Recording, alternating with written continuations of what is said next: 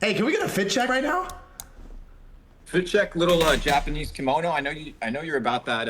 I know you're about that drip life. I was watching you showcase your. I think what are you wearing? Chrome Hearts. It's a I've recently Supreme. started. Oh, what you wearing jeans though? Yeah, I'm What are you wearing wearing? jeans. I'm wearing jeans. You want a little check? I got the little graphic boys.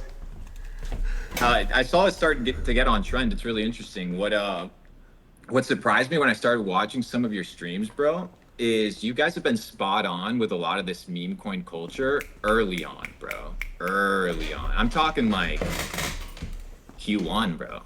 I'm talking Q1, bro. It's been pretty interesting watching the master class. You know, none of us are perfect, but you guys have been pretty spot on trend. Hey, that's a W intro glaze right there, Mr. Luke. I love that.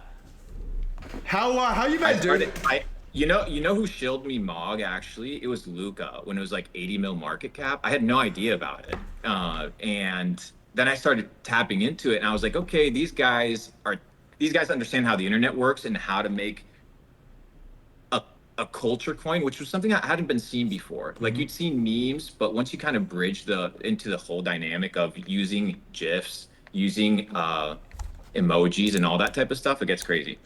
Hey, you talked about a lot of this shit on the pod with Elio Trades. You remember that? Dude, Was it like 8 months ago? That's yes. where I met you in LA. You know what happened to that pod? I fucked it up. I did a double recording on the audio. So my goals now next time is to swing by when I go to LA and reshoot with Elio. But they've been crushing as well with Superverse, and they've been crushing with the entire gaming ecosystem. I don't think the whole gaming is played out just as much as we wanted to see it yet. Same thing with like AI or maybe like what's another proper one that hasn't popped off yet? Agents is good, but it's still new. What do you think? It's super fresh. We'll talk about the AI. I'm obsessed with it. Maybe the DPIN stuff. I don't know. I'm not the DSci, even decentralized science. We've like talked about a little bit on this stream, but AI is the biggest. It's gonna be the biggest narrative in the history of crypto, in my opinion. It's bigger than DeFi. It's bigger than everything. I think so too, and I think so. So I think we're in an interesting cycle. This is my third cycle in crypto. I got started in crypto in 2016. Started right, like very Yeah, yeah. light. First introduction to Bitcoin, sub $600.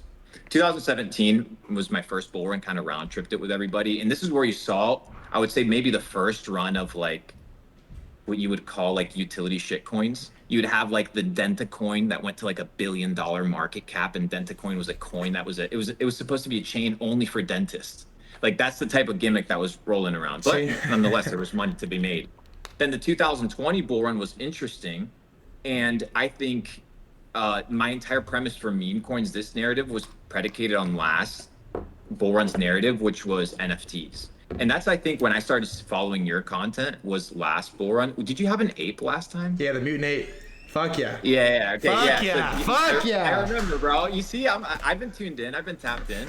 So I remember you had the old PFP, and you were running threads until like the bear market, and then you changed. Did you change your username? No, I still Okay, thread so you guy. It's see, still thread guy. I just I'm a don't write fan him of the anymore. Yeah, yeah, yeah. bro. I'm a fan of the show. You see, I've been tapped in. I've been tuned into the thread life. But what was interesting about last bull run that this bull run has made really amazing is NFT culture, which was the idea of like community and the idea of like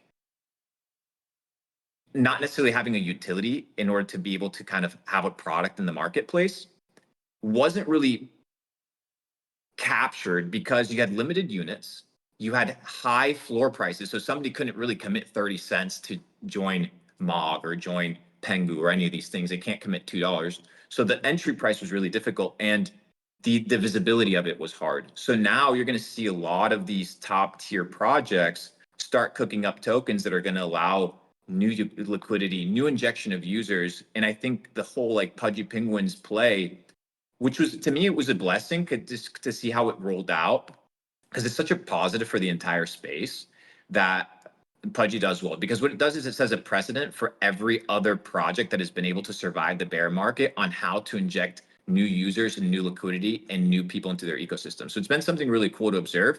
And I think meme coins, which is my big bet this cycle, is predicated on the mania from last cycle, except this time with divisibility, liquidity, and people understanding tokens more than they understanding NFT. I think the adoption curve is going to be pretty crazy. Hey, you had a pretty good interview. I was just listening to it with Miles. It was a couple months ago. Talked about a lot of this stuff. Mm. Good job on that, first of all. Second of all, on the Pudgy Penguin thing. I mean, we got him back here. I'm curious, like, you've been talking about this meme coin thing for a while as well. You also have, by the way, dude, you're fucking big. You got a massive. I've had some pretty big people on this stream, and you make a tweet, it does fucking numbers. So shout out to that. How impactful do you think a launch like Pengu, with how mainstream and viral Pudgy Penguins are, is going to have on the larger meme coin adoption for the rest of the like non-crypto or crypto curious world? I think Pengu's in an interesting situation as opposed to any other meme coin, and I'll tell you why. First is it has real valuable IP, not intrinsic IP, right? Real valuable IP that is commercialized and IP that is owned. I had, I'm down. I just got a liquidation alert, like a futures auto deposit notification from KuCoin. I'm down like $800,000 on Chill Guy. So, but the situation is the following, right? Like they haven't figured out the whole IP thing. Like they don't have the green light in that front. So that's a big no-no. And my assumption is Chill Guy is going to get listed on Binance. That's my assumption, but that's my gamble. That's the bet. The reason I think Pengu stands a little bit different, it's not really just a meme coin. It's kind of like a community coin. It's its own kind of meta while still allowing new users to come in not knowing anything about Pudgy Penguins. I think it's going to be really good for the space. Obviously, I don't like talking about the assumption of other potential projects that could launch coins and things like this, but I would say you're going to see a lot of other NFT projects that have survived the bear market. They're going to see, hey, like this is a potential for a winning model. We saw Hyperliquid as well. You've probably seen that on your timeline as well. Bro. So these guys are crazy, right? These guys are just buying up their own token and saying, hey, we have the best product. If you don't like it, just fuck off. And even though they have like a closed blockchain, they've created a very interesting niche in the market, and they did a really good token launch as well. So what I've seen kind of take place, and this comes from me, and I'll be honest, I'm not the best guy in crypto. Far from it, right? Like there's people that have been in the space so much longer and understand the depths of the space. I see it from a retail perspective, somebody that has some sort of understanding of the markets, but I understand how retail perceives this space. And the way that retail perceives this space is they're looking for something that's easy to understand, something that's memeable, and something that they can talk about. So once you start talking about utility and things of this nature, you can lose a lot of normies. And I think the path of least resistance is projects that have high utility, high use case, but simultaneously, the utility is found in the community, not necessarily in, we're going to build a new blockchain and things of this nature. I think it's going to be a new lifeblood for projects, bro. So I like you as a guest because you're a crypto guy, but when I think of like Luke Belmar, I think of like mainstream viral, right? Like you're huge on YouTube, you're huge on TikTok. There's probably, I would say more than, I don't know, no data, but more than half of the people that follow you is not from crypto. Why did a Chill Guy moment not happen until Chill Guy? Like, why aren't all of these meme coins like super viral on TikTok? Why aren't they doing numbers on YouTube? Like, why did it take this long for something to go as mainstream viral as not the meme of Chill Guy, but like the coin, the token was viral on TikTok? Why did that just now happen in 2024? I mean, so to answer your question regarding my audience, I agree with you. I would say about 35% of my audience has like a direct correlation with crypto, and I would say 65%, they're what you would classify as like entrepreneurial retail. They're the people that are on the internet. They're the Wi-Fi money. They're the people running e-commerce businesses. They're the people that are building businesses online, but they're aware of crypto, but not necessarily crypto native. So that's usually kind of like my bridge. My bridge is trying to be able to get entrepreneurs to either build in crypto or invest in crypto or buy crypto, or at least be aware of it. So like whenever I talk about like opportunities on the internet, I mentioned two main opportunities. One is crypto and the second one is e-commerce. Now, that's the answer to your question. I agree fully with you.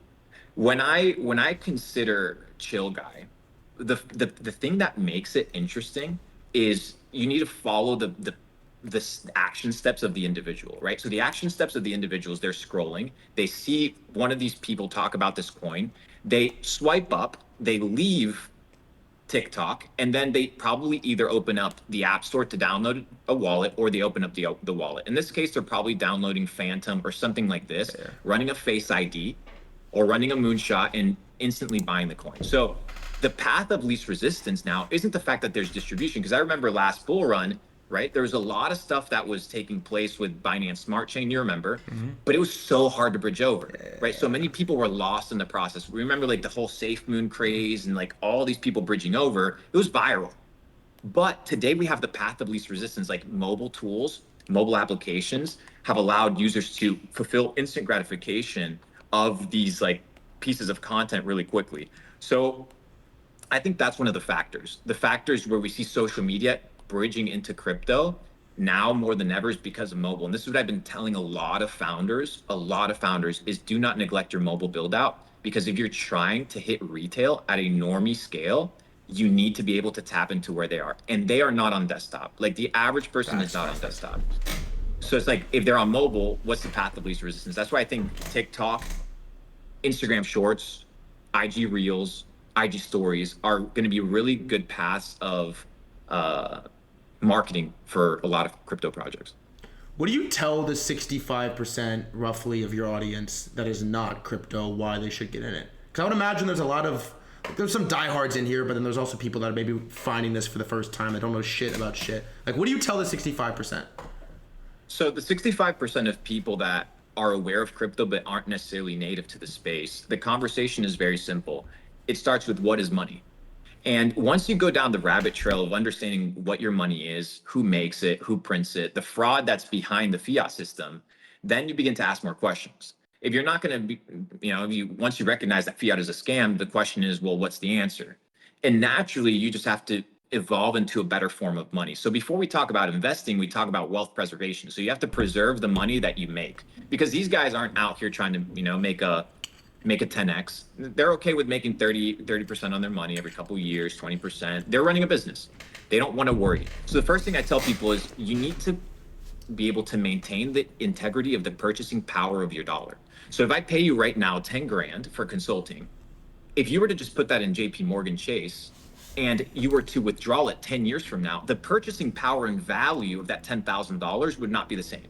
So in order for you to preserve the value of your time in the future, you need to be able to store this energy, which is Newton's third law. Energy can neither be created nor destroyed. It can only be transformed. So you need to transform the energy, right, into something that is immutable, like Bitcoin.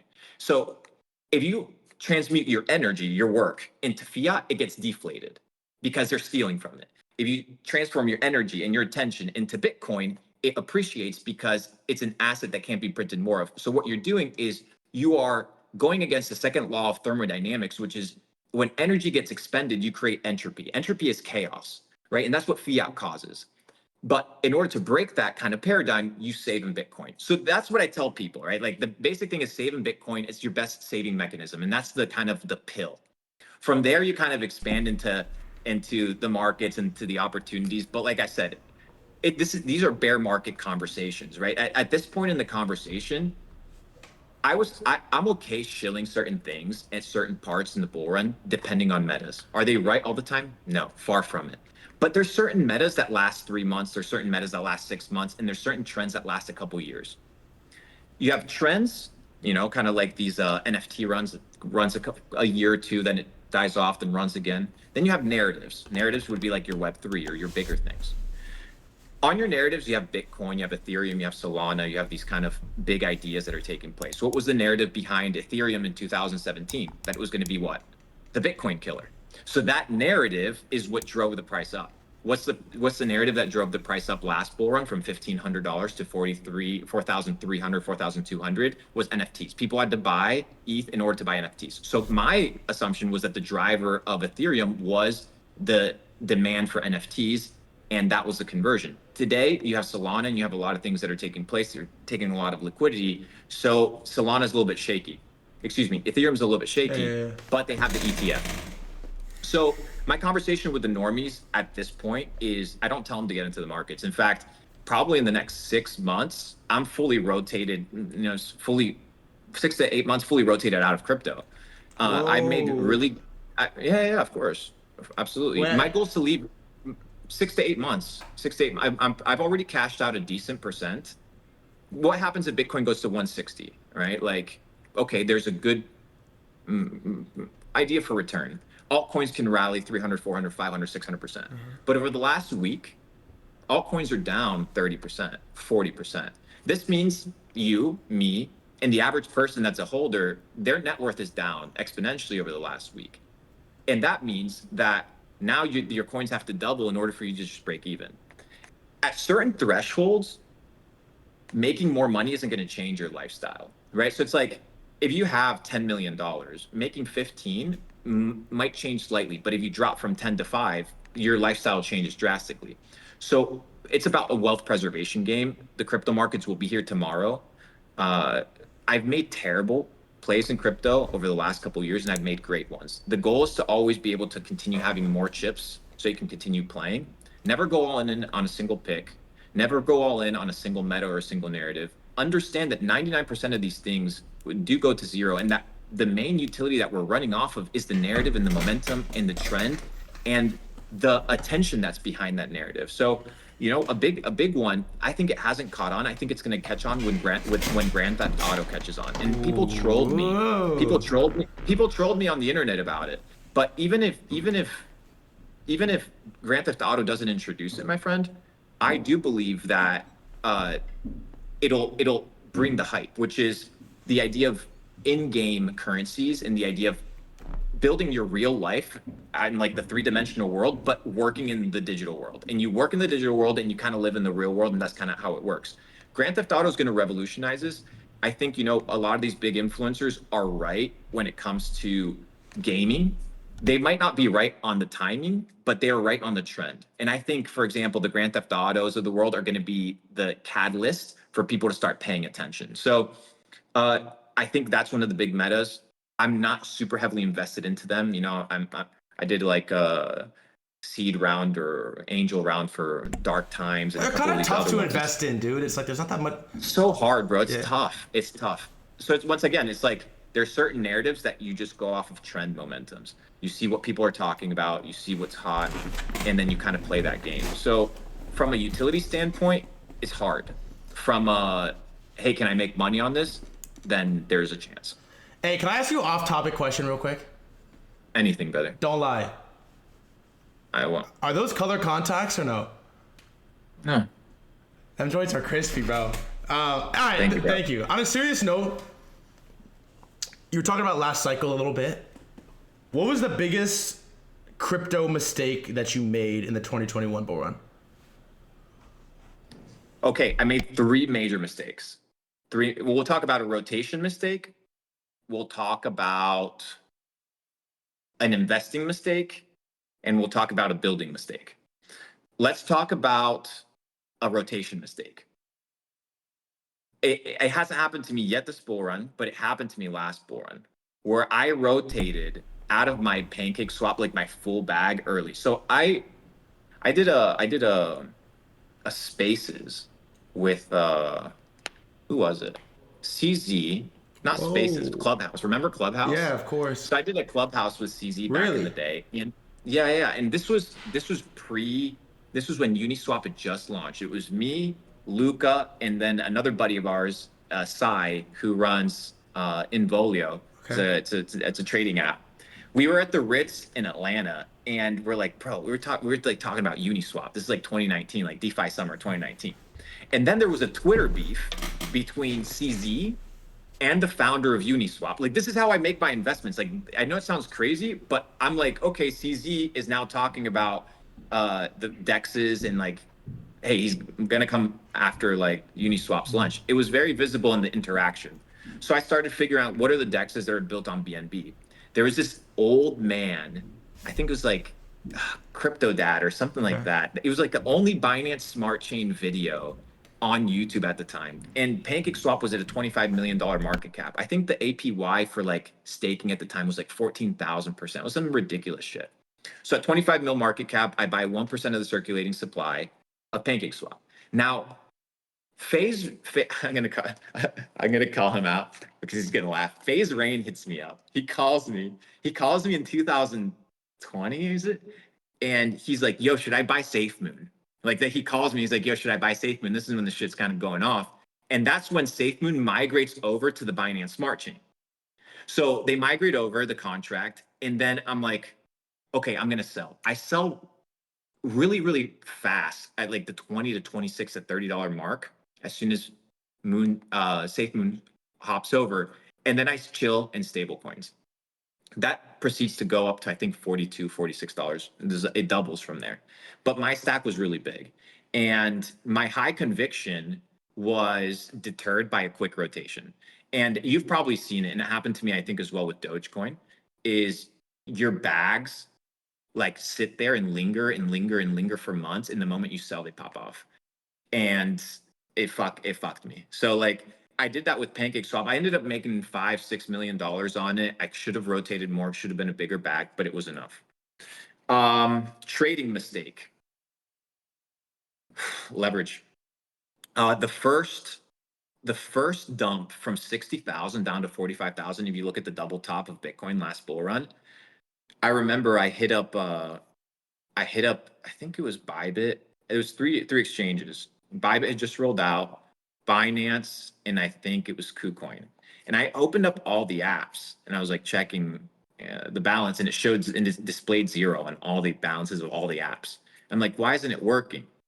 It wasn't working. And then I hit up support every single one. It's like, hey, where's my balance? And they're like, hey, check like your history, check your liquidation. And I liquidated $2.5 million overnight on that dump. It was horrible. And it was liquidated, not drawdown. On the building side, what I would say is understanding that you need to build based off of people's desires. And in this space, it's a very interesting dichotomy because what drives attention isn't necessarily what drives price. And what drives attention isn't necessarily what the project is about. Maybe when you talk about, for example, when you talk about XRP is a great example. XRP is this type of coin that, has all these levels of utility, but people talk about it in what sense? They talk about it in the sense of competing with world reserve currency. And at this point, they're like a cult following. So XRP is one of these examples whereby the community, like building around the community as opposed to building around the utility of the product, is what matters. And I think like Pengu did a really good job building around the community. Hyperliquid did a really good job. BNB did a good job first building the community, the product, and then tokenizing it. I think with NFTs, the ability to tokenize and then build value is really difficult. And the reason it's difficult is for the simple reason of, imagine you're a new shareholder, right? Imagine you're a new shareholder to a company. A company goes public. Let's just say you and I start a company, clothing company, we go public, all right?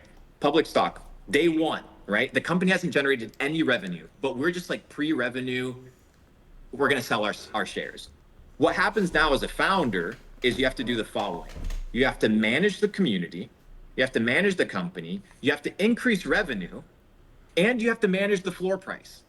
Impossible, right? It's impossible to do all of these all at once. And I fell for that trap. And when you fall for this trap, what it does is it ends up causing your inability to build with kind of long-term mindset. And I think this obviously plays. When I was talking with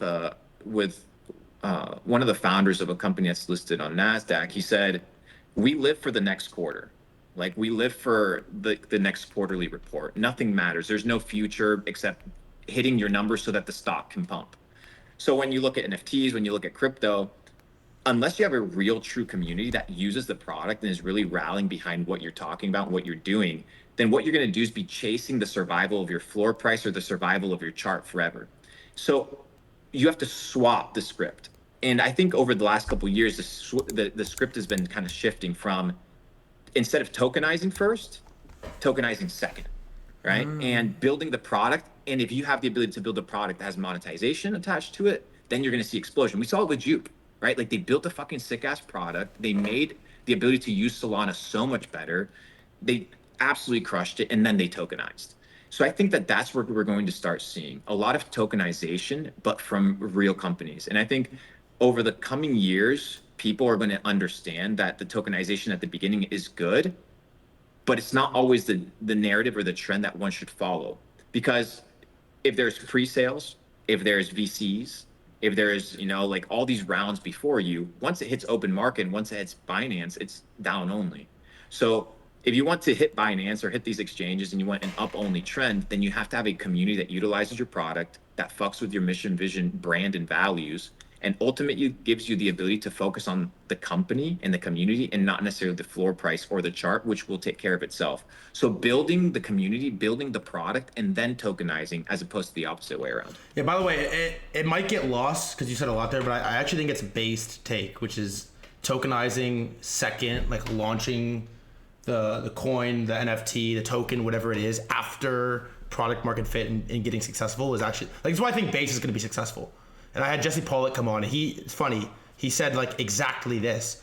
And he basically was like, yeah, we could launch base token if we were to do it right now and incentivize builders to come on base and get growth on the chain right now. Or we could do it the hard way, get it out the fucking mud, and then once we're successful without it, we launch, base coin, and it's like sprinkles on fucking top. Like I think that's a really good take, and I think that's why part of the reason why Pudgy Penguins is going to be successful here. Yeah, and what I like about Pudgy, which I think is interesting, is they've understood, and I observed this throughout the entire launch. I was like, I want to observe what they do with every other social media platform, and if they're going to apply the same social media strategy to every social platform, which is what every company does. So, enough, for example, let's say the BAYC launch, right? Whereby in the BAYC launch, what took place is they kind of spread the message cross-border. I kind of lost you there. No, you're back. Yeah, I think somebody skipped, but you're back. I heard you on BAYC launch. So BAYC launch of their token, it was first, it was at the end of the bull run, right? So they were at the tailwind of the bull run, so they caught the end of the bull run, unlike Pudgy, who caught the beginning. And two is, when Ape was introduced, it was introduced as an in-game currency, right? So it was introduced with all these promises attached to it. Pudgy has no promises attached to the coin except we want to onboard 1 million users.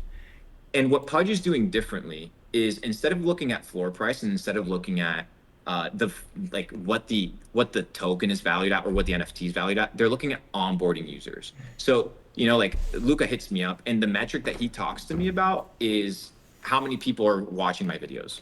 How many plays is this getting? How many impressions does it get? So when he tells me, hey, we're getting 200 million impressions in a month, okay, well, that means something, right? Like, there's enterprise value attached to 200 million impressions. And what does that mean for the greater culture? So I like NFTs. I think NFTs are going to be really cool. I want to see NFTs applied into like more serious stuff, as in like maybe voting, like government voting, like as we vote in an anonymous way, maybe some sort of digital identity that doesn't allow you to like dox yourself, but still lets you know, hey, if you're interacting with another person on the internet, is this person AI or not? And this is the transition we talked about, like cycles. What I think is going to be the next cycle in crypto, which is going to be AI dominated.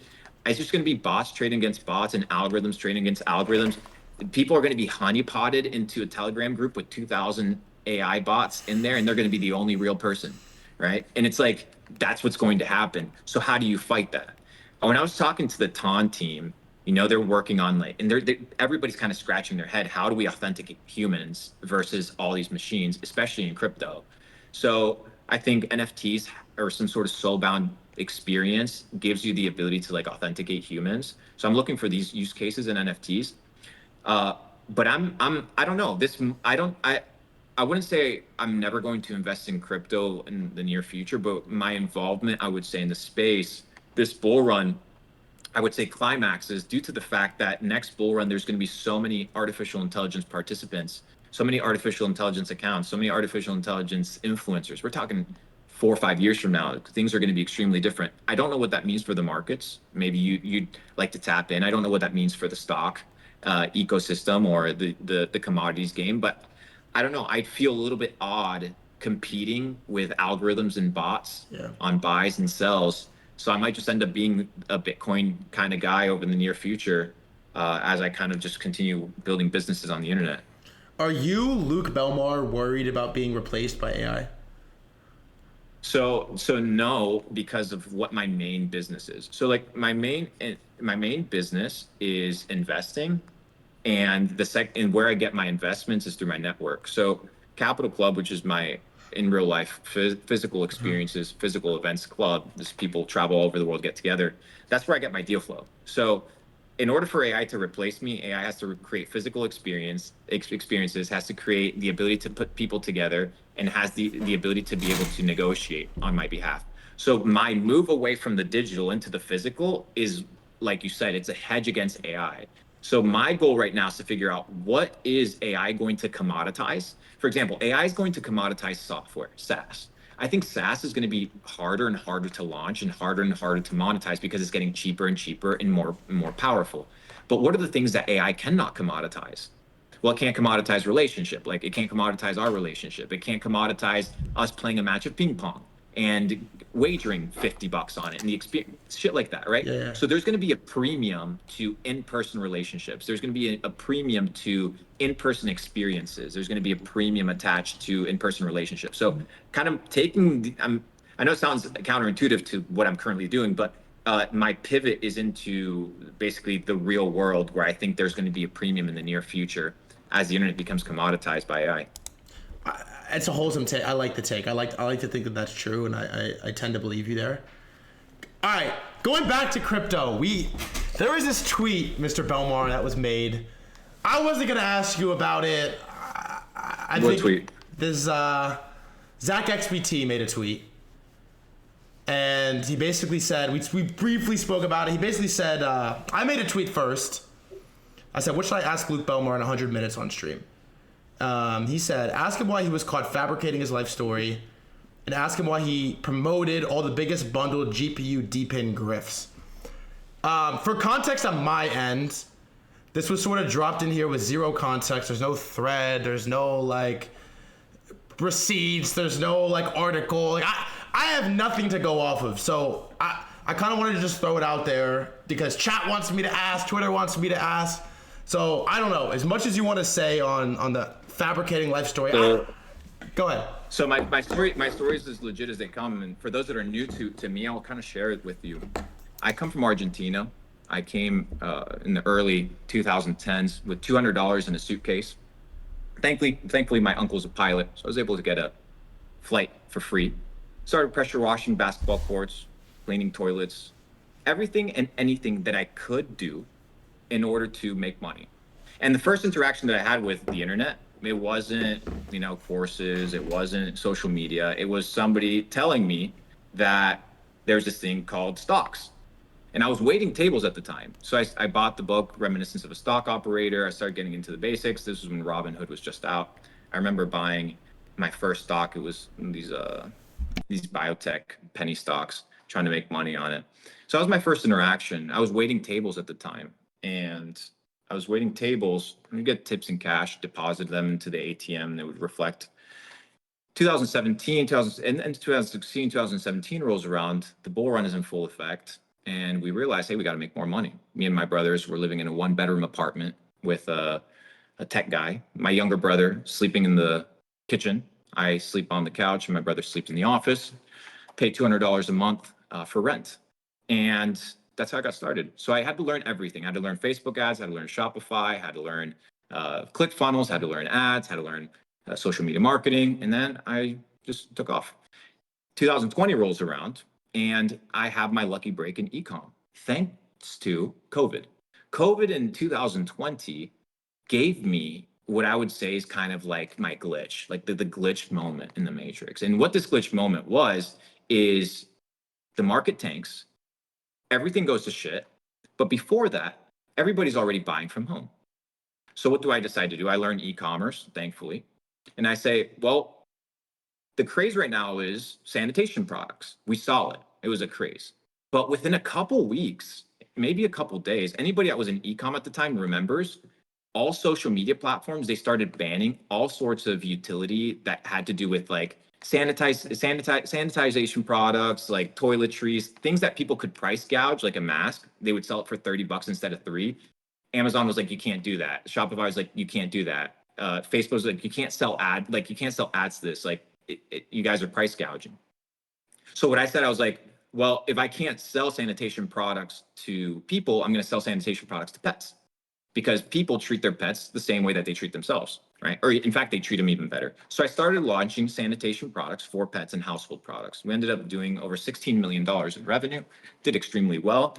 And in the COVID dump of 2020, I put my entire net worth, and I had some people talk shit about it, and I sent them screenshots of my Chase bank account statement from my Coinbase showing purchases, order bundles of $10,000 of ETH each under I think $150. Pico bottom, but that wasn't me. That was orders being filled, Kraken, Bitstamp, and Coinbase. So shout out to them. I was playing Call of Duty Modern. I was the one that Warzone had just launched out. It was at that time, it was that week that my buddy introduced me to cannabis. So I was blazed up. I'd never smoked before. And it was the first thing was actually a Puffco with some glass, like some wax. And this is the first time I'd ever hit it. So for that first week, while my orders were getting filled on Warzone and doing ecom, I was blazed out of my mind. So that's the honest reality. So that's my story, my situation, very straightforward. If anybody has any issues about me, you're free to DM me. I have no issue conversing with any of you. Now, when it comes to crypto, dude, the amount of times I've been wrong about crypto, I would say 40%. My goal isn't to be right 100% of the time. My goal is to be right more than I am wrong. And if you look at my track record, I am right more than I am wrong. Am I perfect? Far from it. Nor will I admit to not making mistakes or not failing, or sometimes not pushing things that aren't the best, 100%. But they're not necessarily deals. I've pushed plenty. I'll give you an example. Somebody asked me, what was the most money you've ever lost? There was this honeypot last bull run, 2 honeypots. One was called Pancake Bunny. And it was a clone from Pancake Swap, $Bunny. It was a horrible rug. I lost so much money on it, but I told all my people to get in on it. And that hurt me more, right? So am I perfect? Far from it. Have I invested in projects that have done poorly? Yes. But if you look at my track record, if you look at my calls in an unbiased manner from beginning to end, the truth is you'd be up. So absolutely. You need to do the following. When you look at things on social media, 1 is take it with a grain of salt. 2 is understand if this is on meta or on trend. If somebody shilled you, chill guy at 600 mil market cap, are they wrong? It's at 250 right now. Are they wrong? No, you're wrong because you're the one that bought it, right? So like, let's not be stupid. Let's be real. So if somebody wants to say, hey, why did I push a certain thing? Because I thought it was going to be the meta and it was going to be the trend. And if I was wrong, well, I was wrong. And if I'm in the markets, I'm okay being wrong. I'm not going to sit here and admit that I'm perfect. I'm far from it. Very far from perfect. But if you go on my Twitter, you'll be able to, and if you turn on notification, I don't tweet a whole lot. I tweet maybe once or twice a day. I'm not really on the platform. So I spend a little bit of time on here. You'll be able to see the plays that I'm really tapped into. So let's talk a little bit about these plays. So last year, I think it was 2 years ago, I said, I don't fuck with crypto. I rotated completely out of crypto. Mind you, Bitcoin and crypto is 2 different things. Into what? Okay. Crypto and Bitcoin is 2 different things. Okay. Crypto as in like a space, Bitcoin as an asset, right? Let's treat them differently. So I said, I'm out of crypto. Like this was right after FTX. I was like, this is bullshit. You know why? Because I heard, and I can't mention the funds, but the funds that were invested in FTX, and bro, I'm talking at the highest level, they knew that this motherfucker was pulling money, right? So they knew that that SBF was using company funds. They already knew this. So that's what pissed me off. And I was like, I don't fuck with crypto. So I rotated all my bags, all my money into stocks, rotated into a couple of them, made public calls. You can find them on Twitter. I rotated 10% of my net worth at the pico bottom of Meta. Remember when Meta got fudded because they transferred their name to Meta and it got fudded like hardcore? Go look at the calls. Meta mentioned at about $80 to $100. Today it's at about $500 to $600. We're talking Meta. We're not talking about a shitcoin. We're talking Meta, Facebook. You could have entered a generational play. We talk about Robinhood at the Pico bottom, $8 to $11. Today it's sitting at 36, 300% gain just in the stock market. What are our bets on these plays? Our bets are very simple. The bet on Meta was this was Q4. In Q1, they're going to announce their earnings from the ads that they generate from all the fuckers on Shopify that are out here blasting ads. So their revenue is going to be super profitable. So that's why we buy. We bought accurate. Robinhood thesis was, hey, last bull run, the thesis for Robinhood is they were a really big user for mobile. My thesis for this bull run is they're going to be more lenient and incorporate more things. Here we see Robinhood launching meme coins. Went from $11 to 36. MicroStrategy, obvious one. Microsoft, the only bid for Microsoft was the only investment into OpenAI was through Microsoft because Microsoft did a $10 billion investment. So as a proxy, the only way to invest into ChatGPT and OpenAI was through Microsoft. So we talked to Microsoft. Walmart, we talked about Walmart. Walmart is your hedge against inflation. It's your hedge against any sort of turmoil or war. People always buy in Walmart. PayPal, we've been talking about PayPal. That's a big one. Started talking about it $60, $70. It's a little bit up. And then obviously all the Bitcoin ETF stuff. Crypto, Solana, Jupiter, Avalanche. Those are I think the three kind of heavy hitters. I don't talk a lot about Avalanche. I talk really heavy about Jupiter and really heavy about Solana. They're the best. I love working and operating with these people. Injective, I think, has a really strong kind of narrative, but I'll be frank, the reason I'm really buying in is because of Wizard. Crypto Wizard is out here shilling INJ every single day. I got a bag, bro. Core, number one, I think they have the highest TVL on Bitcoin. Then we have Wolf. This was the one that I fucked up on. I called Wolf. Remember when we talked about that was the whole Matt Fury narrative? Okay. That was like all the coins. So I called Brett, right? We called Brett, we called Pepe, but I thought that Wolf was going to be on Solana, and I thought that what was the other one?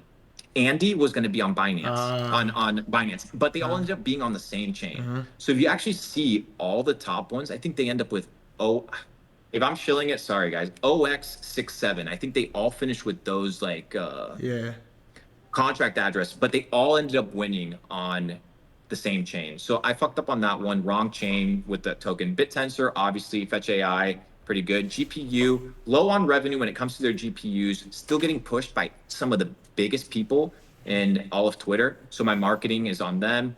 We had one that ended up being a rug, and I made no money on it, one called OPSEC. Do you remember OPSEC? That was one that maybe. There was one that, it was a rug. That went to zero. Fucked me. I think I lost 80 grand on that. Then we have Ethereum. Ethereum's a piece of shit. We have the Graph. That's a one from last bull run. We have TON. I've been super bullish on TON. I've been talking about TON since last You've been talking about TON for a while, actually. A while, bro. A while. So you're talking, we're looking at 400, 500% returns on TON. Next. The issue with TON right now, and I expressed this with the TON team, and they were like, hey, like, you know, the reality is these people have thought about the patching ahead of time, was the entire like point of failure on Pavel, right? And if your point of failure is just what do you Pavel, think about that, by the way? Do you have like a meta take on what happened? So I have a take on it. So one is, I think he's too smart to create a single point of failure himself, right? That's my honest reality. Two is, if you're only web-based, like if you're web-based, you operate on a different set of rules that if you're like on the App Store. If you're on the App Store, there's certain things that you have to abide by. So they could take the Telegram app off of the App Store at any moment if they think that it's a threat. So Pavel has to comply in some way, shape, or form. However, I think the TON blockchain has a big use case for adoption, number one. And then two, I think if they can really tap into what I think is their biggest strength, which is remittance, kind of like Tron had, which is the ability to send money to users through usernames on Telegram. I think that's one of the biggest use cases of remittance for Telegram. Imagine now, whatever, let's say your username is @Threadguy. Let's say I can just go ahead and send you $1 million in USDT to your Telegram username. So that I think is one of the biggest use cases for basically free. So remittance is a big one. That's my big on my play on Telegram. I want to talk about maybe some of our meme coin plays, the ones that I'm currently invested in. the ones that I think are going to do really well, the ones that I think aren't going to perform. And then I also want to tap into what I think are going to be the meme coin narratives. But I want to talk about the other ones that I've talked about. MPC, I think that's going to be a really top meme. We see plenty of people shilling it. Pretty decentralized. I see Litecoin. Litecoin hasn't been mentioned as That's a sneaky one. Litecoin from the rafters. So let me tell you why. Are you ready? Yeah, bring it. Let's go. Okay, you ready? Yeah. I don't know if anybody's talked about. I think they get an ETF. Whoa. I think it gets an ETF. Litecoin ETF before Solana or no? I don't know before Solana, and the reason I'll tell you why is because it's a fork of Bitcoin. So therefore, early too, right? Like 2013 shit. Well, it's in the same asset class as Bitcoin, if you think about it, because it's just a fork of Bitcoin. So they didn't have a pre-sale, they didn't have all this this baggage on top of them. Could be interesting.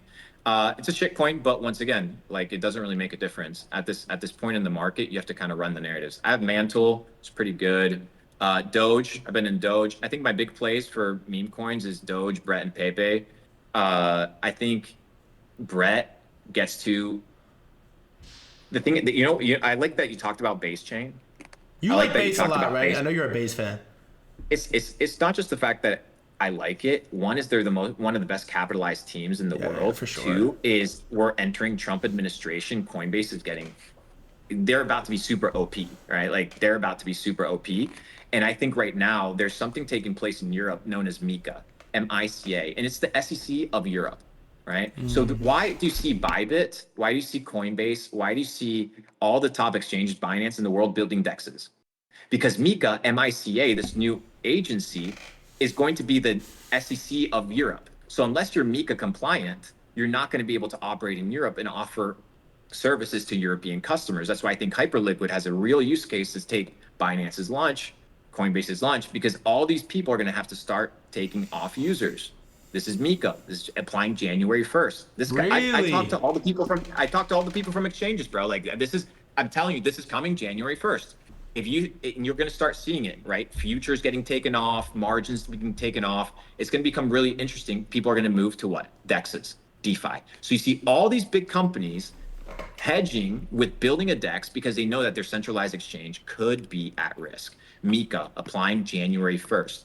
What was the alibi? What was the kind of the legal loophole that companies were using? Well, before MiCA, you know how you have like the European Union? Before MiCA, every country had their own jurisdiction regarding crypto. So there wasn't kind of this encompassing EU kind of law. Now there's this encompassing EU law. So it doesn't matter which country in the European Union you're trying to like famous, kind of like make your way, get a bank account, all this stuff, you're still under MiCA law. So I think Asia picks up really hardcore. I think Dubai picks up really hardcore. I think DEXs and decentralized finance pick up really hardcore. And I think that centralized exchanges are going to start building their own chains because they're realizing that they can't be operating in the centralized ecosystem. So Brett, I think, is the flagship poster boy of the ecosystem. Unfortunately. Until fortunately or unfortunately, the point is I'm just riding the trend, right? Like I'm not trying to be biased here. I'm trying to we're all trying to make money. We're all trying to take the right trades. We're all risking trade. Like we're buying meme coins, bro. Like if anybody tells me shit all about you're buying meme coins, bro. I'm buying meme coins. I bought $800,000 with a fucking chill guy. Somebody could have nuked $1 million and the LP would have been gone and I would have been down to zero. So don't come to me with this whole degeneracy when we're all out here in the trenches doing the same thing. So Brett, my assumption is Base doesn't launch their own coin and Brett becomes the first to go to, at least this bull run. So my bet is on that one. Pepe, I think the narrative is Doge flipping. I think Doge is $100 billion.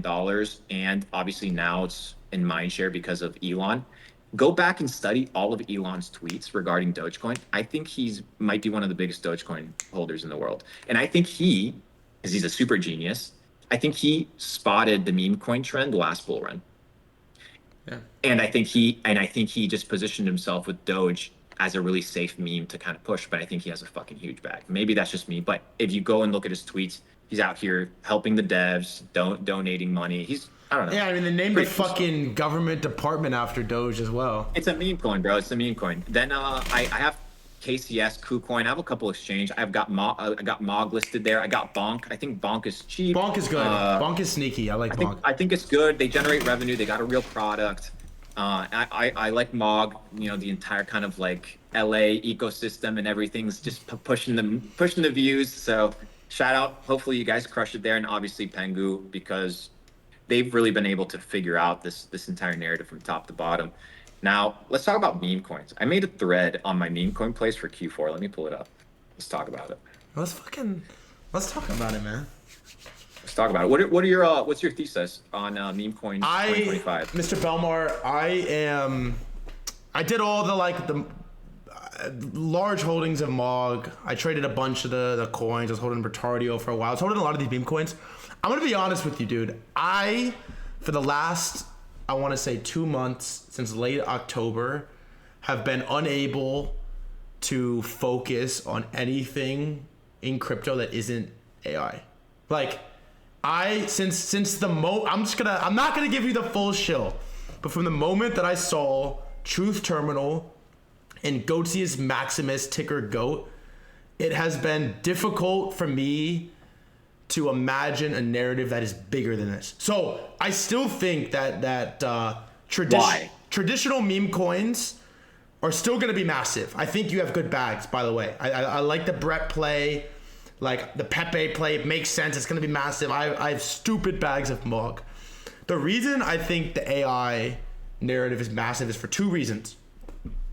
Is one, there's this term that was coined from my homie Taiki, and he calls it the AI Omega cycle, which is basically the combination of this massive macro bull market, sort of led by NVIDIA and the GPU craze, like carrying the macro market, all AI focused, right? The GPUs, NVIDIA, combined with this crypto turbo bull run with Bitcoin ripping past 100K and now sort of incorporating crypto AI. The intersection of the two, AI, bull, they're calling it the AI Omega cycle, right? It's kind of a meme, it's kind of a joke, but if you break it down a little bit, I think that the AI in crypto, it's the biggest potential narrative that I think we've ever seen. From a meme coin perspective, the idea you could get behind is that these AIs are more interesting, more relevant, evolve quicker, build communities quicker. They're better at the internet than humans, right? They're better bull posters than any human could ever be. They're better content creators than any human could ever be. And the growth of acceleration and change is like unlike anything we've ever seen.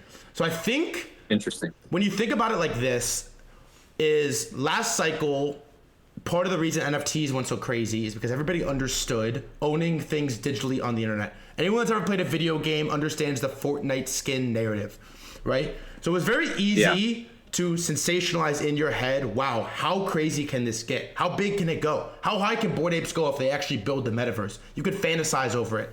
Now take crypto AI and think about how massive OpenAI and ChatGPT is and how powerful these tools are, like Sona and like Opus.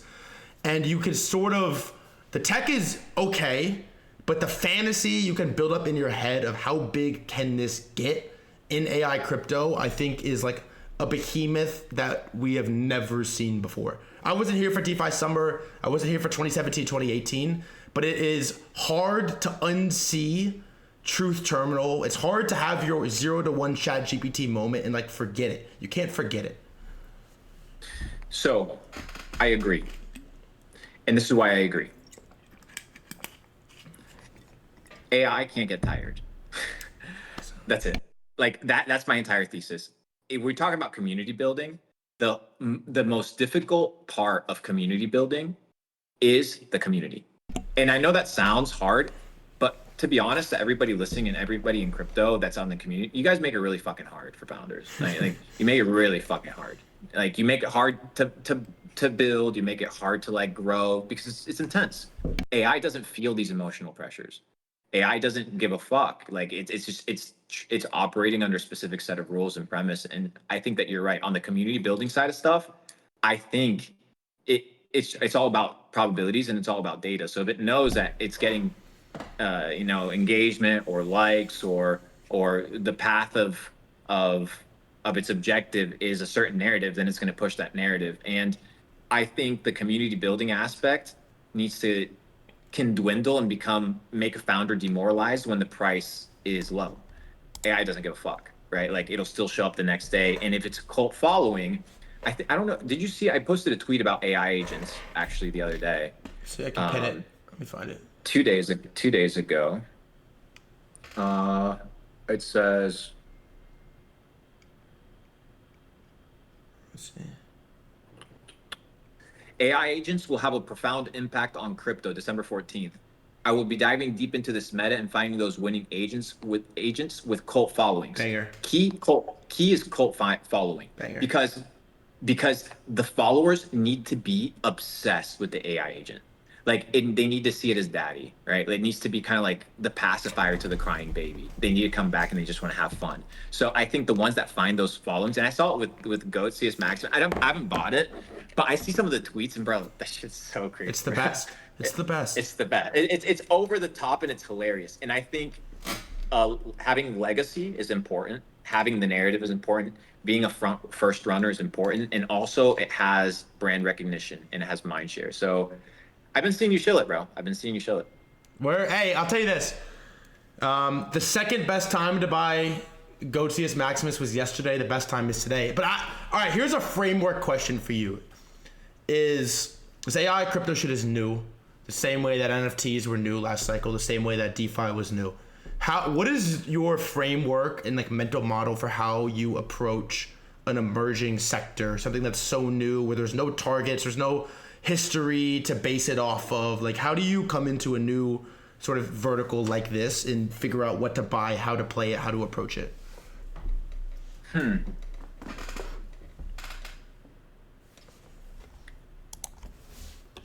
I would say the first thing that you need to do is, it depends. I have a different opinion regarding like low caps and high caps than a lot of people do. I genuinely believe the opportunities in low caps. I wish I could be shilling $5 million market cap, $3 million market cap coins, but I can't. Things that I know are going to do well, or things that I want to position myself early. I would say if somebody wants to rotate into AI, or into the kind of this narrative, is I'd be looking for undervalued bags, like chasing these big AI agents. I understand it. There's going to be one or two outliers that become like household names, but they're still meme coins, right? Like at a fundamental level, you have this AI structure to it. Maybe the one that Anderson Horowitz rolled out has a little bit different use case. Who knows? But I don't know, man. I would say just it's the trenches are so hard to tell people that that's where you should be, but that's where the money is. But that's also where you get fucked. So I don't know. What are your thoughts on AI? You're more versed into it. You're more on the day to day. I've been on the AI side. The big thing that I've been trying to I talked to two guys when I went to Dubai. I went to Dubai and Singapore, and there's this big narrative around like GPUs and like cloud storage. So I thought, okay, this is bullish. This is cool. I get it. I get the meta. I buy a ton of shit. I buy a ton of stuff. Start talking about it. Then I'm like, hey, I got pretty big bags. Let's see if I can get a hold of these teams. As most teams I can't get a hold of. 2 or 3 teams I get a hold of that thankfully I didn't invest in. And for the first time, it just crossed my mind. I was going to ask them, what are your GPU revenues? Like, are you selling any of these GPUs, or are you just saying like, hey, this is the business model, which is the premise as to how I bought everything else was like, hey, like this is a good idea. And they're like, oh, we're making like $6,000 a month in GPUs. Oh, well, what's your market cap? With 40 million. I'm like, that doesn't make any sense.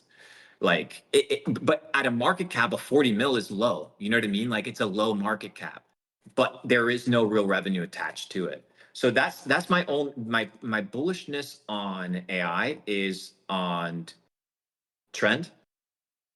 It's on mindshare. It's on the fact that people are going to be talking about AI, not on the company itself or on the revenues of the company itself. If you're going to operate off as if it was like in the EBITDA of an e-commerce business or the multiples or the returns, you're not going to get it. The second thing I'd be aware of, very, very cautious. This is something that fucked me really hard. So anybody trying to get into like either these mid caps, low caps, or even high caps that have just spiked, is you need to look at the daily volume. The daily volume versus sometimes the movement or the market cap doesn't make sense, right? Like you'll have a token that has a $250, $300 million market cap with $2 or $3 million in daily volume. It's not that it's not whatever. It's just, it's very hard to get out of that thing, right? So I fell into that trap.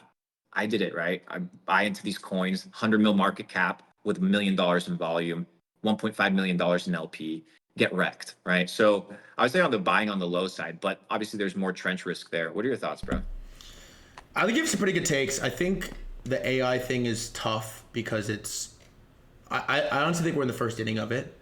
So I try to position myself in buy what I think the winner or the biggest is going to be, which is GOAT, and then spend the rest of my time just trying to learn. So I basically just been bringing on fucking AI founders day after day after day to figure out who cares about what, who's building what are the narratives that are sticky, what's going to be here for the long term, what isn't, and try to play it like that. So I've kind of been telling people to buy the leader so you have exposure, a long-term exposure, and then just like lock the fuck in over the next 6 months on reading, on listening to interviews, on notifications on for the founders, and figuring out who's doing what and what's gonna stick. Because I think the thing that's tough about AI is the same thing that's tough about regular meme coins is it's an attention game.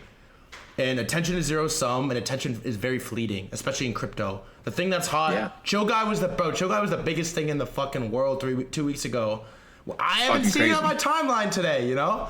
We wouldn't have talked about it if you didn't bring it up. So it's like attention is a really tough game to play, and then especially when there's like you remember this with NFTs, it was fully attention and was the hottest thing in the world. So every day, basically, it felt like every day there was the new hot artist mint, the new hot mint, the new 10K, the new metaverse play, and there's play after play after play after play after play. There's always a new shiny thing, but there was a couple underbelly projects that had lit teams that were doing real things of substance that outperformed every. You could have bought every hyped mint, but you bought Bored Apes, you bought Punks, you bought Azuki and Pudgy Penguins. You outperformed the entire market by hundreds of multiples, even if you bought them late.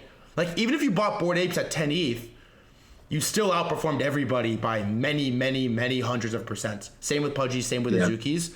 So that's kind of, now that I have a little bit of size to play with, how I'm thinking about this AI stuff a little bit. But I'm curious back to you, is how has your focus shifted maybe from it like more crypto reliant over the last 6 months, over the last year as the market is like picked back up? Like do you like shift from going super hard into crypto to kind of tapped out to super hard back into it? Like how do you shift focus based on the market? Of course. Why would I be here in the why am I going to be on Twitter during the bear market? Because we hate ourselves, bro. No, what I'm going to do is the same thing that I do every single bull run, which is I go and make more money so that I can go and invest in more companies and go and get more pre-sales and go and get into more deals. Dude, look at most L1s today popping out, most L2s. There's a chance I got a check in there, right? Because you buy into these deals during the bear market, but you have to have liquidity. So during bear markets, this is what I tell people. During bull markets, I told everybody last October, guys, get into crypto, guys, get into crypto, guys, get into crypto, guys, get into crypto. The ecom guys, no, I'm not saying you got to get him full time, but like, hey, like maybe if Michael Saylor is putting billions of dollars of his company balance on Bitcoin, maybe you put 10% of your e-commerce balance on Bitcoin. You know what I mean? These are the conversations. It's not full on, yo, go fucking start a pump. That's not the conversation, because that's not like the average person. So the transition is very simple and it's very straightforward. And I recommend people understand patterns and ebbs and flow. There's this idea that you're supposed to be married to the industry or married to market. No, you're supposed to go where the attention is. As creators, we go where attention is. So right now the attention is where in crypto, but I'm not new here. I've been here for 8 years. I just know when to come in and when to leave. So why am I going to be talking about crypto when Bitcoin is at $16,000 and for the next 8 months, altcoins are going to be bleeding? And I know that Meta, and I know that PayPal, and I know that Robinhood stock, and I know that Nvidia, and I know that these are better opportunities. And what I've come to realize, and somebody tweeted about it, about like an investment, which I had made, but they assumed that I didn't. And the question was like, oh, well, why didn't you invest in the specific project, or which I had? And my premise was, If you do what retail does, you're going to get the same results that retail gets. So I had to develop a very simple thesis. People are like, oh, wow, this guy just said the obvious thing. But here's the truth. Do you understand where you stand in this crypto cycle? Like, I'm very candid with myself. I'm not going to say I'm at the MITs with the white papers, right? You're not there, but there's guys that are there. There you have the companies and the funds and the private equity and the family offices that cut the checks and the scholarships to the nerds and MIT that create all these blockchains and all these hashing, all this crazy stuff. But that's high risk. Then you have the Andreessen Horowitz, right? The guys that identify founders early, the Pantera Capitals. From there, you go into the builders slash the big influencers.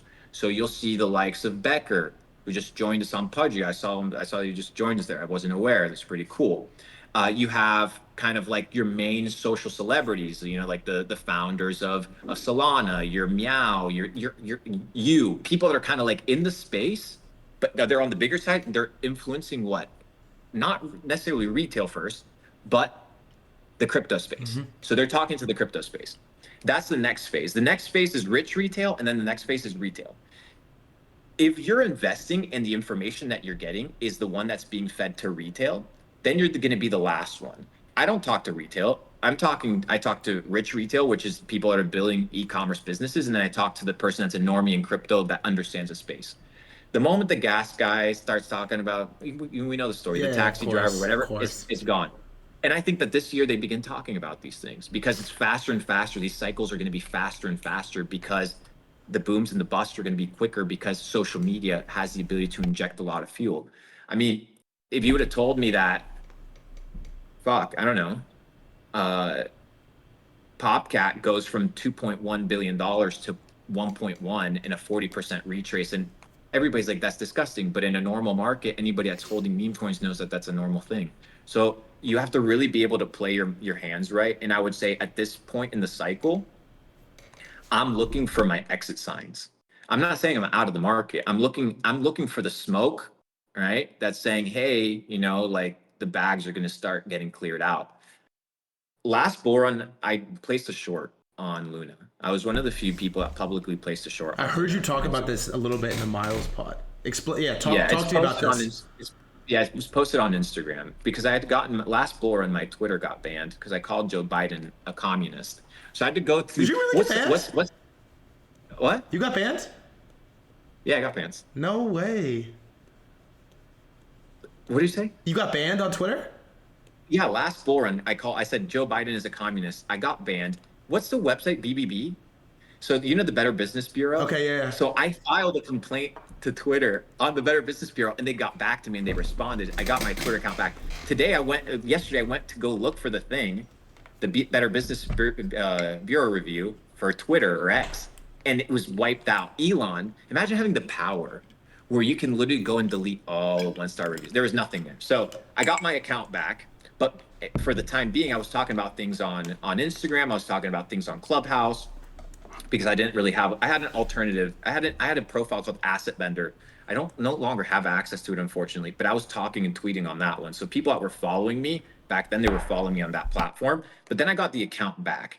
And when I got the account back, what was pivotal for me was understanding two things. One is, what is my role in crypto based off of who I am? And then the second thing is, where is this platform going to go, and is it going to be worth me building on it? So the moment that Elon, he made one tweet, and you've probably seen it, where he says the most amusing outcome is the most likely one, or the most funny outcome is the most likely one. And he posted that, hey, how much is buying Twitter? So I started buying usernames on Twitter. You can go to @altcoin, the username. I own it, right? You can go to several. I can't give you a ton of them, but I went and bought it. So I go there, I buy these usernames, and I start betting on Elon. So when you talk about investing, it's not just about crypto. It's about the space in general, right? So I've invested into companies that are VPN providers. I've invested into usernames. I've invested into all these different things. By the way, me and Watcher Guru are going to launch an altcoin news channel on Really? altcoin, the account. Yeah. So we're cooking a little something there. Watch Your Guru is sick. He's a G, bro. Like, he's on top of it. He's on top of it. And it's really good, right? Like, I want to be able to build free tools in crypto. I That's one of my passions, is I want to build a competitor to CoinMarketCap, free of use. Whoa. And then a tracker that's better than theirs, so free of use. I've already made money in crypto, thankfully. So I want to build two things. The first tool is this crypto tracker, and then the second thing is some sort of place where people can get their news really quick. So coming soon, be on the pipeline for that. And I'm working on a DAO. Really? I'm working on a DAO. Why? So here's my Why? thesis on a DAO.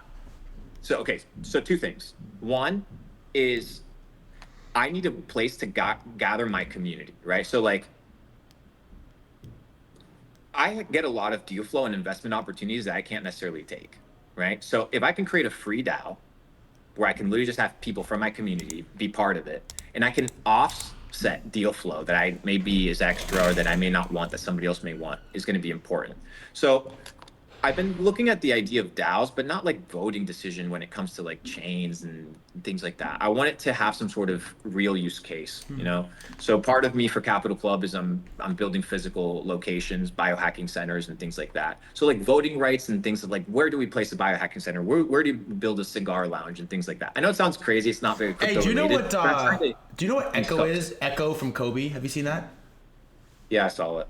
It's like, it's kind of, I think it's kind of what you're explaining a little bit, like a way to sort of democratize deal flow, where you could set up like an Echo group. You could have like the Luke Belmar Capital Club. You could have 1,000 people, 10,000 people in there, whatever. And you can like bring deal flow in and share it amongst the members of your group. Is kind of interesting. So this one's a really good one. This is a good platform. There's another platform called, I think it's called Presale. Is it called Presale? Presale. Like sale, like SAIL. Presale. And it's another platform, I think, like the one that Kobe's making, that gives you access to kind of like bundle deal flow together in a DeFi thing. Anyways, so yeah, I want to build some free tools. I think right now the space kind of has the tech that it needs. I don't think it needs any more L1s. I don't think it needs more NFTs. I don't think it needs any of these things. I think there's a lot of free things that I want to build just out of passion product and passion projects. And yeah, so the tokenization that can live in its own world, NFTs can live in its own world, but I think that there's a true market fit to still tap into normies. You know, I think Moonshot did a really good job. Moonshot is the only good investment I've ever made, bro. It's the best. You invested in It's some? the best platform ever. You know. So Noah calls me, and he gives me a deal, same deal that probably everybody got. And yeah, and long story short, I told him no. And the reason I told him no was because I'm an idiot. So there's no other reason. I'll tell you why I told him yes. Tell me what Luca told me about it. Did Luca tell you about it? Of course he did. No, he didn't, but of course he did. Luca's the best. This is why I told Moonshot yes. Is I had a homie 5 months ago coming to me, not crypto, but he's around, and he said, yo, Thread, I want to buy Mog. How do I do it? And I said, okay, go on your phone, download MetaMask, write the seed phrase down. If anyone ever finds this, I'll take all your money. Go make a Coinbase account, buy ETH, copy your MetaMask wallet, send the ETH to it, open Dex Screener, gotta open Udis. I gave him like a 12-step, and he's like, I'm gonna be honest, dude, I don't really want to do that. Like, forget it. We'll do it later. I'm like, all right, we'll do it later. I went to bed. I woke up the next day, and I remembered that Noah had sent me the test flight from Moonshot. I wasn't gonna invest. And I was like, oh, you know what? Let me hand this to him. You can only buy Soul coins, but I handed my phone, and I was like, there's $10 in here, Apple Pay. Play around with this for a minute. And he comes back to me, and he's like, dude, I just bought Giga. I just bought PopCat. I just bought so-and-so. This is the best. I'm like, okay, cool. I called Noah, and I was like, I'm in. I'm 100% in investing. This is going to be in the App Store? Yeah, App Store. All right, cool, I'm in. And these are the rails that regular people need, because the regular non-moonshot, non-slingshot's another one process is like, it's like 15, when you actually spell it out to a non-crypto person, it's like 15 fucking steps to buy Mog. It's too much, bro. It's too fucking hard, bro. It's too hard. Like, that's why that's what I'm telling you, these mobile path of least resistance is the reason why these tokens are absolutely ripping, dude. Like, people can literally Apple Pay and buy a meme coin. Shit's about to go crazy, dude. All right, I got like 2 more questions for you, and I'll let you go. It's gonna be 90 minutes pretty soon. I got like 2 more. My homie wants to ask one. All right, this is like meta more broadly for you, Mr. Belmar, crypto, non-crypto, however you want to answer it. But what is your edge? Like, what is Luke Belmar's edge in life? Influence. Sell dollars, buy influence. That's my big piece of advice for content creators. I haven't made a vlog in about 14 months. I I don't necessarily know if I'm going to be creating more content or coming back, but sell dollars and buy influence. And what that means is whether you're a project, whether you're an influencer, whether you're a content creator, whether you're a business, is you need to understand that influence is a game of awareness, and your business is only going to succeed in proportion to your ability to capture eyes. You looking at a dollar and finding your worth or your comfort and security in that dollar isn't good, right? Because that dollar doesn't represent anything except the ability to transact. So when you look at the dollars as your ability to transact, you want to sell them for the highest possible asset class that you can get in return. And today, attention is one of the highest assets that we can acquire. So sell fiat, acquire attention. If you're a project, go get marketing. If you are an e-commerce business, learn Facebook ads. If you are a content creator, learn short form, learn long form, do live stream, do collaborations, kind of mesh together. So my advantage is I am okay spending money in order to build long-term enterprise value.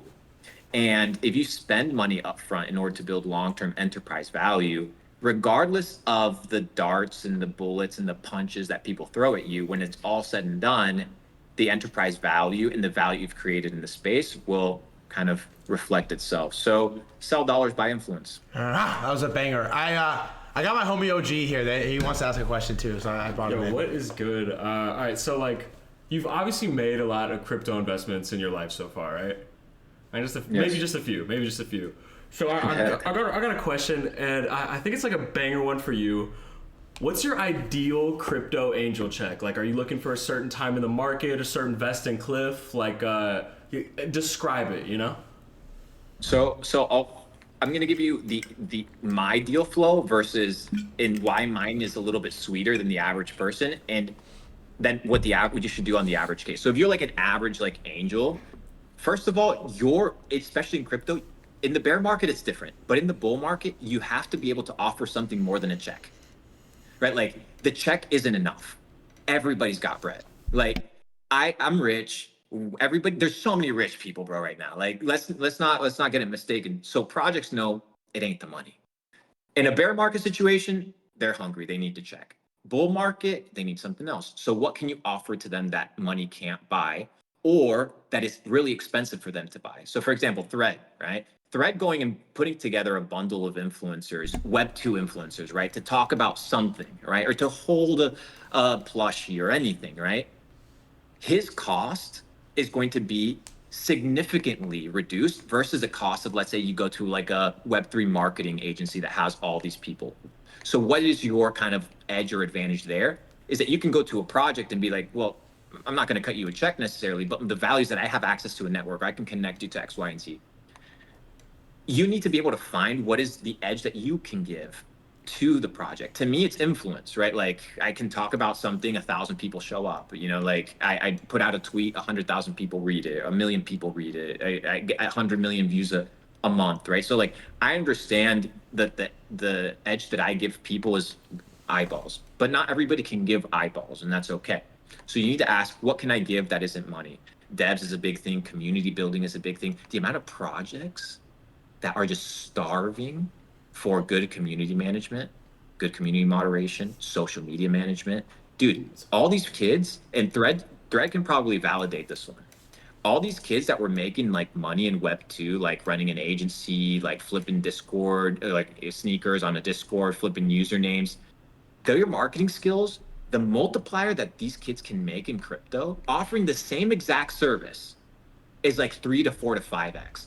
And if you want to cut a check and you want kind of a better term, you come in with value and you're like, hey, I can offer this plus money and I can get a better deal. What do you think, Thread? What do you think about the multiplier of like this skill set that the marketers have, the skill set of like attention and awareness? It's gross because the talent pool is even still, the amount of people that have a legit skill and understand crypto, the crossover is so thin. So who you're competing with in crypto versus like the mainstream Web 2 internet, e-com world where you come from, it's like the bubble is so much smaller. So if you have both and understand crypto, the multiplier is just, bro, it's disgusting. You're 3, 4, 5x. It's disgusting. You're right. Exactly right.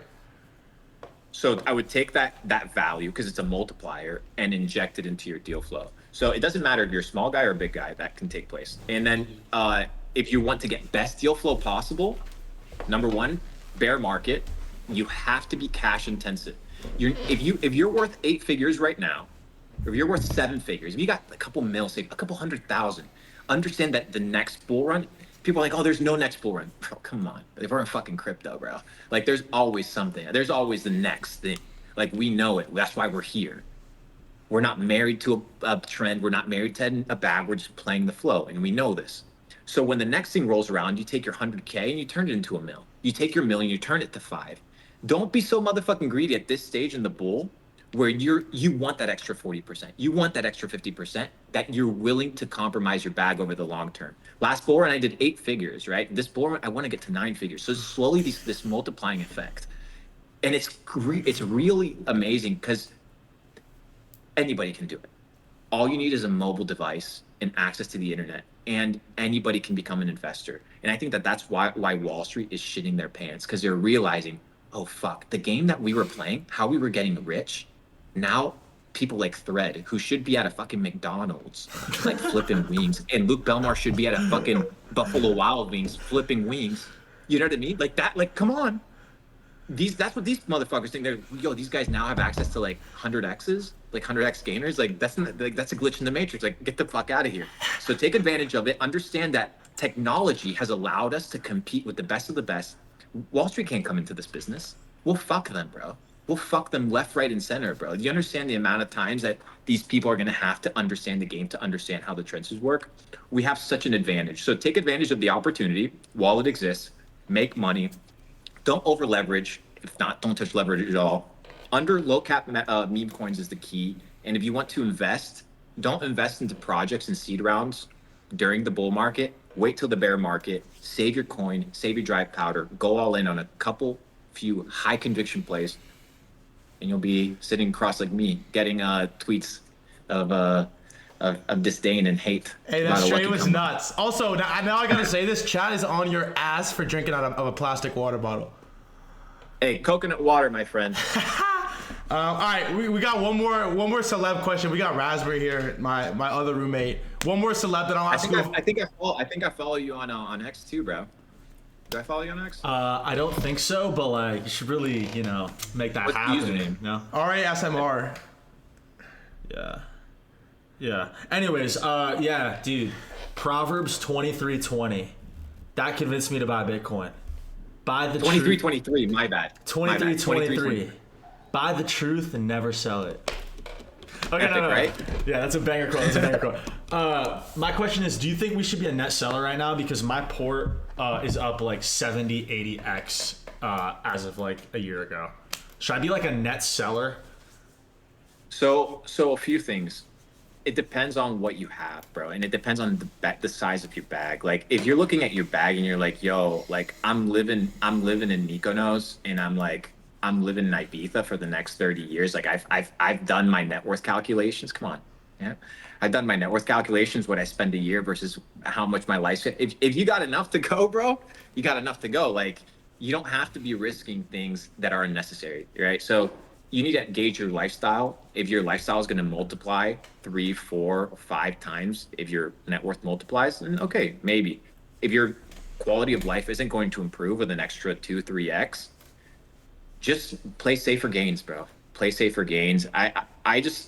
We guys, remember FTX, bro? That shit was overnight, bro. It was overnight. I don't want that again. I'm not doing it. Like, I'll risk losing 30% upside so I don't nuke 50% down. So, hey, but we're degens at the end of the day, so who knows if we'll even take our own advice. Banger. Thanks for letting me on, Threadguy. Of course, dude. Yo, in Miami, wait, is that where you are? Miami? No, I'm in Puerto Rico. Puerto Rico? once again, you position yourself ahead of the bull run to not pay taxes. You see, and maybe it's not luck. Maybe it's not luck. Maybe it's just probabilities. Yeah, hit me up if you're in Miami. Let's link up. We'll do some content, bro. Cool. All right. Nice meeting you. Bye. You go, bro. All right, Mr. Belmar. Hey, bro, this is fun. You're a great host. Thanks, dude. You make it easy. You make it easy. Here's my final sign-off question for you, Mr. Luke. I need you, Luke Belmar, to give the chat and the entire world some motivation on how to make it in crypto this cycle and how to make it generally in life. You know, it's interesting. The thing about motivation, and people hate on motivation, and they hate on mindset, and they hate on success or the idea of preaching to people that they can become the best version of themselves. But the thing is, had somebody not come to me in my time of poverty or in my time of not knowing what I could achieve or become and encouraged me like, hey, yeah, you can actually go out and do it. Like, you know what? Like, even though everybody's shitting on you, you can do it. Even if you don't believe it, you can do it. For all the people that think that that's cringe, deal with it. But here's the reality of the message, right? Here's the reality of the message. If you want to succeed in life, you have to be willing to become the person before you are the person. You have to be able to sit down and say, I'm going to study. I'm going to become dedicated. I'm going to become a disciple of discipline is what I like to call them. A person that sits down and says, hey, I have a goal and I'm not going to do anything until I achieve this goal. And I've never seen a person say that they were going to set out to do something, whether it was make $1 million, whether it was retire their mom, and never do it unless they sabotage themselves.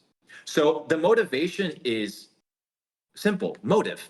There needs to be an action towards a motive. So the question is, what is your motive? If your motive is just getting rich, well, it's shallow. Because once you get rich, then there's no motivation. So the motivation needs to be deeper. The motivation needs to be development of self. The motivation needs to be the pursuit of truth. The motivation needs to be helping other people. The motivation needs to be leveling up. Are we perfect? Far from it. And sometimes don't look at the messenger. The messenger has flaws. The messenger has imperfections. The messenger is just like you. Look at the message for what the message is and ask yourself, does the message hold truth? You may not like the delivery. I get it. You may not like the guy. I get it. But is what he's saying, does he have a point? Does he have a point that if you believe that you can, that you can? If you actually sit down and study, that you can become more intelligent. That if you actually go to the gym, you can become shredded. That if you actually become a husband, you can find a wife. That if you become a wife, you can find a husband. That if you become a good man, you can have a family. That if you can achieve the business that you want, it all starts here. And if anybody that tells me it doesn't start here, then they haven't spent enough time understanding the power of the mind. So let that be motivation. Have a phenomenal bull run. Continue crushing it. And hopefully we can do this again sometime soon. Woo! Luke fucking Belmar, ladies and gentlemen. That was a banger, bro. W speech, W motivation, W stream. Thanks for the interview. Thanks for coming on. You're a G, dude. I thoroughly enjoyed this, honestly. I would tell you if I didn't, and I did. Thank you for the time. You're a great host. I look forward to continue watching the show, my friend. Thank you. Is there anything you want to show before you leave? Anything you want to drop? Any links? Any platforms? Any content? Anything you want to show before you leave? Murad next week. Murad next week, and maybe a part 2 at some point when the next Memecoin list comes out. Part 2. Nothing to show, my friend. He's held to it. Part 2 for the next Memecoin list. Luke Belmar, you're a G, bro. I appreciate you. Much love, dude. Talk soon.